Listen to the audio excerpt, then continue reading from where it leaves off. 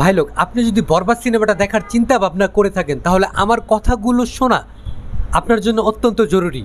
তার কারণ হলো, আপনি যদি সিনেমাটা দেখতে চান তাহলে কমপক্ষে 250 থেকে 500 টাকা আপনার খরচ যাবে। এখন সিনেমাটা দেখার পর আপনি সেই 250 বা 500 টাকার এন্টারটেনমেন্টটা কি পাবেন, আপনার এই টাকাটা কি পয়সা উসুল হবে কিনা সেটা জানার অধিকার আপনার অবশ্যই আছে। এখন সিনেমাটাকে নিয়ে যে এই যে চারিদিকে এত হইচই চলতেছে, এত গুঞ্জন ছড়াচ্ছে যে তুফানের রেকর্ড সব ভেঙে দিবে, বক্স অফিসের যত রেকর্ড আছে সবকিছু একদম ভেঙে চড়ে ঘুরিয়ে দিবে, এই কথাগুলো কি আদৌ সত্য কিনা, এই গুঞ্জনগুলো কি আসলে কোনো মানে আছে কিনা, সেই জিনিসটা এই ভিডিও দেখলে আপনি বুঝতে পারবেন। তো কি অবস্থা, আমি সজীব আর আপনারা দেখছেন সজীবের ডাইরেক্ট পয়েন্ট। আর আজকের পয়েন্ট হলো বরবাদ সিনেমার রিভিউ। দেখেন, বরবাদ সিনেমাটা এমন একটা সিনেমা যে সিনেমার মধ্যে কোনো নায়ক নেই।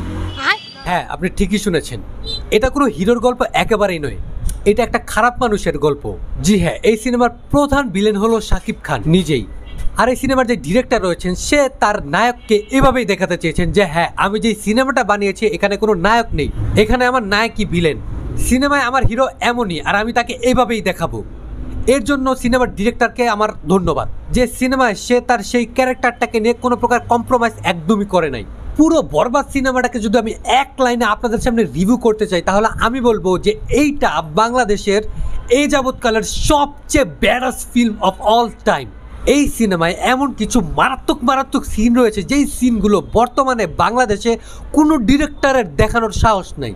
এই সিনেমাটা দেখলে আপনি বুঝতে পারবেন যে বাংলাদেশে বর্তমানে যদি ইন্ডিয়ার রাজামৌলির মতো চিন্তাধারার কোনো ডিরেক্টর থেকে থাকে, যেমন রায়হান রাফি, তাহলে সন্দীপ রেড্ডি ভাঙ্গার মতো একজন ব্যাডাস চিন্তাধারার ডিরেক্টর বাংলাদেশে পয়দা হলো। সিনেমাটার জন্য সবচেয়ে বেশি ধন্যবাদ পাওয়ার দাবিদার একমাত্র ডিরেক্টর সাহেব মেহেদী হাসান ভাই। একজন নাটকের ডিরেক্টরের ভিশন এতটা যে মারাত্মক হতে পারে তা এই সিনেমা না দেখলে আপনি কল্পনাই করতে পারবেন না। আর সিনেমাটা নাকি 15 কোটি টাকা দিয়ে বানাইছে। ভাই, সিনেমাটা দেখে আপনার কাছে মনে হবে যে তারা এতটা বিগ স্কেলে অ্যারেঞ্জমেন্ট করছে। যদি সিনেমাটা রিলিজ হওয়ার আগে তারা বলতো যে এই সিনেমাটা আমরা 50-60 কোটি টাকা দিয়ে বানাইছি, সিনেমাটা দেখার পর শুধু আপনি না, পুরো সব পাবলিক আমার মনে হয় কানে বিশ্বাস করতো যে এই সিনেমাটা 50-60 কোটি টাকা দিয়ে তারা বানাইছে। সিনেমার গল্পটা কিন্তু আহামরি কিছু না। উপমহাদেশের একজন সবচেয়ে বড় ব্যবসায়ীর ছেলে, যার বাবা তার জন্য সবকিছু করতে পারে, আর সেই হারামি ছেলেও সকল প্রকার আকাম কুকাম করতেই থাকে। আর সেই মুহূর্তে তার জীবনে আসে একজন মেয়ে, প্রেম ভালোবাসা। আর প্রেম ভালোবাসা হওয়ার পর একটা মানুষের অবস্থা কি হইতে পারে সেটা তো জানেন, একদম তার জীবন তছনছ হয়ে যায়, আর সেও সবকিছু একদম ভেঙে চড়ে তছনছ করে ফেলে। আর সিনেমাটা যে সবকিছু খারাপভাবে দেখাইছে তা কিন্তু একদমই না। সিনেমায় মানুষের জন্য বড় ধরনের একটা মেসেজ দেওয়া হয়েছে যে পাপ শুধু বাপকেই না, বাপের ছেলেকেও ছাড়ে না, আর তার পরিণাম ভোগ করতেই হয়। আরেকটা জিনিস হলো, আপনি আপনার সন্তানকে যতটাই ভালোবাসেন না কেন, যদি সময় মতো ঠিক মতো শাসন না করতে পারেন অথবা তাকে কন্ট্রোল না করতে পারেন তাহলে সেই ভালোবাসার কোনো দামই নেই, কোনো মূল্যও নাই। এখন কথা হলো, ডিরেক্টর সাহেব এই গল্পটাকে আমাদের সামনে একের পর এক টুইস্টের মাধ্যমে এমনভাবে প্রেজেন্ট করছে যে আপনি সিনেমার পর্দা থেকে চোখই উঠাইতে পারবেন না, কারণ প্রত্যেকটা সিনের মধ্যে কিছু না কিছু ইন্টারেস্টিং জিনিস হয়েই যাচ্ছে, আপনাকে বোরিং হওয়ার একদমই সুযোগ দিবে না। আর ওই যে বললাম যে এক একটা সিন, সেট ডিজাইন, লোকেশন দেখে আপনার মনেই হবে না যে এটা 15 কোটি টাকার সিনেমা, কারণ একটু পরপরই আপনি বিগ স্কেলের নতুন নতুন লোকেশন দেখতে পারবেন। আর ভাই, মিউজিক সেক্টরটা যে সামলাইছে তারা আমার পক্ষ থেকে একটা রোলস রয়েস গিফট করেন। কি ব্যাকগ্রাউন্ড ডিজাইন করছে ভাই, যিশু সেনগুপ্তর জন্য যে ব্যাকগ্রাউন্ড মিউজিকটা সেট করছে তারা, ভাই যখন বাজতেছিল তখন পুরো সিনেমা হল একদম নিস্তব্ধ হয়ে যাচ্ছিল, একদম মারাত্মক লেভেলের ব্যাকগ্রাউন্ড।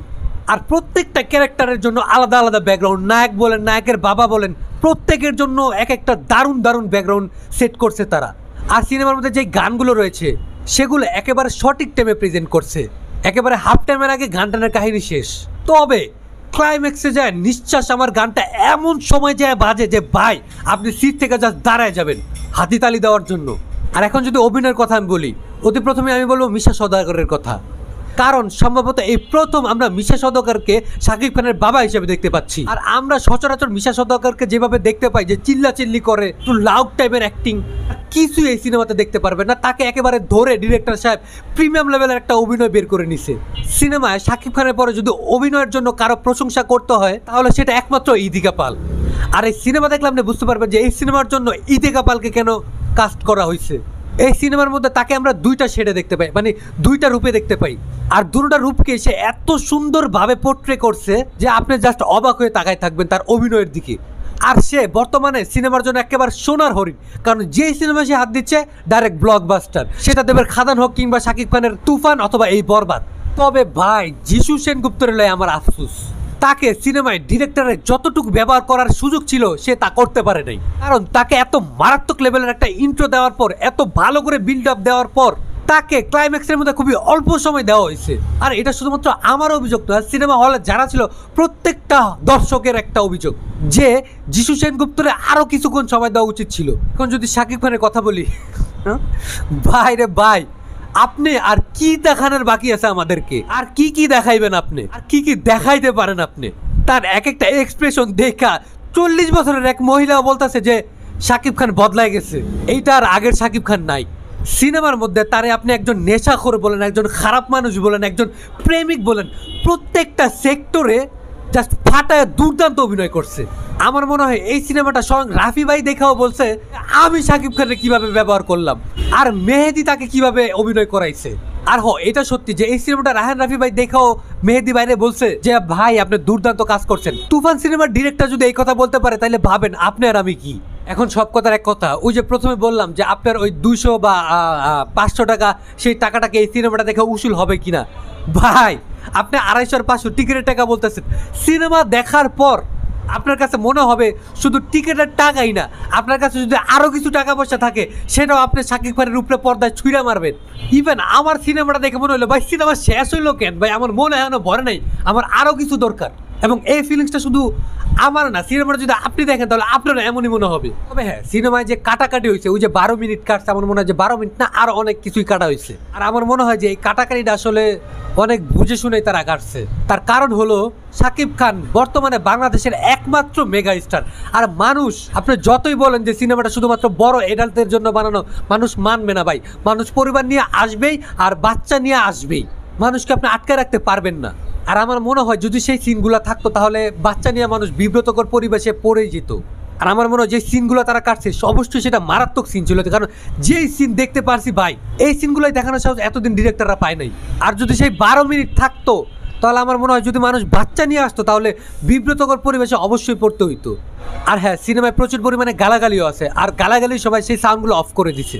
আমি তো আমার বন্ধু বান্ধব পুরো গ্যাং নিয়ে গেছি সিনেমা দেখতে, আর ভাই ভরপুর এনজয় করছি। এখন সিনেমাটাকে যদি আমি রেটিং দিতে চাই তাহলে ভাই 5-এর মধ্যে আমি 4 দিব। আর একটা পয়েন্ট আমি কাইটা রেখে দিলাম আমার পকেটের মধ্যে শুধুমাত্র ক্লাইম্যাক্সের যিশু সেনগুপ্তরে সময় না দেওয়ার জন্য। এখন সিনেমাটা যদি আপনি দেখে থাকেন তাহলে অবশ্যই আমার কমেন্টে মতামত দেন, দেখি আমাদের মতামত মিলে কিনা। আর যদি এখনো সিনেমাটা না দেখে থাকেন তাইলে ভাই বাংলাদেশের সিনেমার সবচেয়ে কড়া জিনিসটা মিস করতেছেন। তো ভাই কমেন্টে তো আপনাদের সাথে আমি এখন আসি, আর না হলে দেখা হচ্ছে পরবর্তী কোনো ভিডিওতে। ততক্ষণ দেখতে থাকুন সজীবের, আর সাবস্ক্রাইব করেন। বাংলা সিনেমা বদলাইতে চলছে, আমাদেরকে আপনাদের প্রয়োজন পড়বে। তো দেখা হচ্ছে পরবর্তী কোনো ভিডিওতে, ততক্ষণ দেখতে থাকুন সজীবের ডাইরেক্ট পয়েন্ট।